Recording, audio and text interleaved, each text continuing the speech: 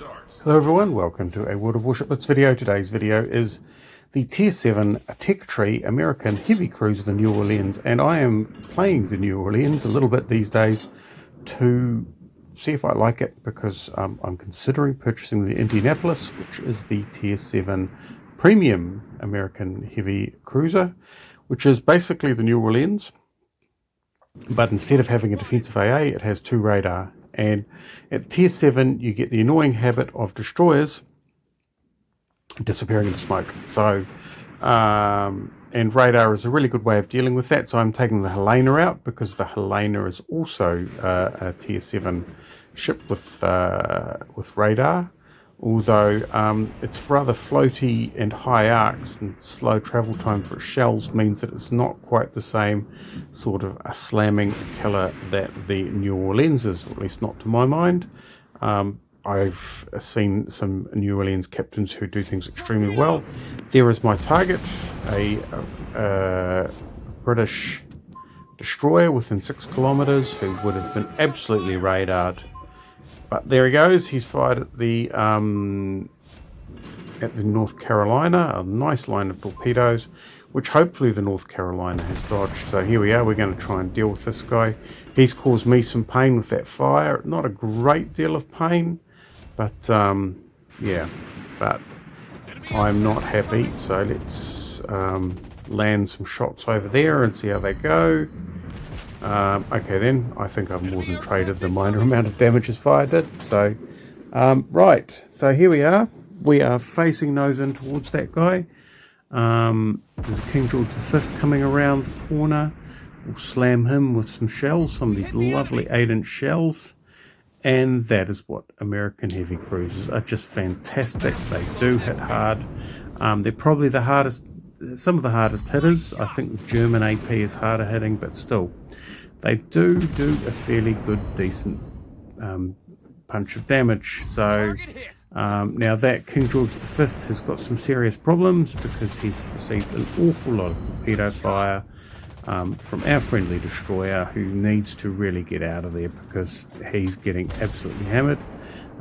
Keeping nose in towards the enemy destroyer, that Lightning, to see whether or not I can land some shots on that King George V. Someone else takes him down. That's all I need to know. And then here's the Lightning. So I just want to make sure that I am not an easy or predictable target. There is an Issei in the corner there who, well, it'd be nice to land some shots on that. Right, 2 fires, we'll put that out. Here comes the Lightning.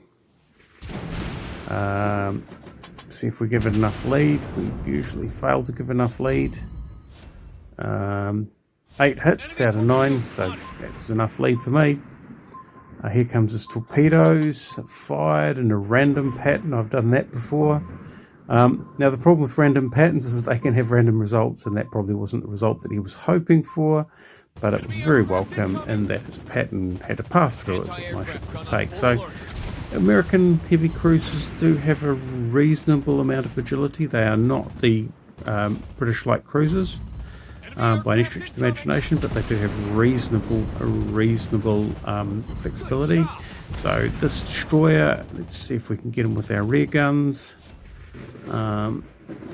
He's gone. Battleship took him out. That's all we need to know. So I'm going to have to deal with this, which is, well, if we're not having to deal with destroyers, then this is just the place to go.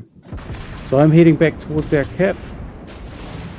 At the moment we are, well, we're heading towards a draw. So someone needs to take down a ship now in 2 minutes and 45 seconds.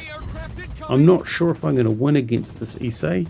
He's going to continue to launch planes against me, which will slow down his counter battery fire, because I'm not sure which direction his guns start to face when he's heading away from the control panel for the, you know, when he heads sort of into the top-down view for the planes.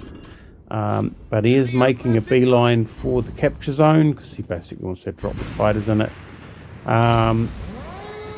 Yeah, so as you can see, we're taking a little bit of damage here, but we're 3 for 3. They have a destroyer, we have me, and there's a battleship and a carrier on each side, although we're doing our best to try and deal with that carrier. Fortunately, our battleship has good serious health, so 4 hits and 1 aircraft, and then I think I have my new job cut out for me. So this is the Akatsuki. I'm surprised that we haven't lost a ship as a result of this thing sneaking into our cap, because these things are devastating with their torpedoes. And this is the sort of thing, well, the Akatsuki doesn't actually come with any smoke, so it's not really a good test of the ship, because what I want to do is find those opportunities where the smoke with their radar would make a massive amount of difference, and see whether or not that would be the sort of thing that would be worth investing gold in. Otherwise, there are a whole lot of opportunities. I have enough in the shipyard for the Black Edinburgh, but I don't think I'll get that, simply because, well, I have the Edinburgh. And I don't really need to put a legendary captain in the Edinburgh to do okay with it, so I can save myself. I'm looking forward to seeing what the shipyard rotation is. So yeah, the Black Edinburgh, yeah, no, not for me. Right, we'll take one on the nose. We're going to take another one on the nose. 46 seconds left. We're just going to keep having to fire out at him. Now, obviously, he's giving me bad angles. I do need to switch to HE. Oh, there we go. That looks nice. That looks very nice, but it wasn't nice for me. And it feels like he's going to make a mistake with those torpedoes, which he does, and the Lexington takes the win. So all we have left is this lovely Lexington, enemy Lexington. 20 seconds left in the game. I fired at extreme range. I probably should have waited a little bit because I've lost one salvo. Here we go. Shots out. And it's a great place to harvest damage. 9 hits out of 9 shots fired with 1 Citadel. Luckily for the carrier, there's only a few seconds left in the game, and my shots didn't land before the game ended. So the New Orleans, mixed bag. I've played a couple of games. It's not a British light cruiser. Definitely not. So the jury's still out whether or not I go with this. I've got 24 hours to make up my mind. But anyway, it is a nice trip down memory lane to get behind the New Orleans, even though maybe I haven't, I haven't beaten any team records, that's for certain, but we did our job and we played our position well, and I think that's the most important thing, is getting back into the habit of American cruisers of providing that support. Anyway, I hope you enjoyed watching that. Thanks for watching, and we'll catch you next time.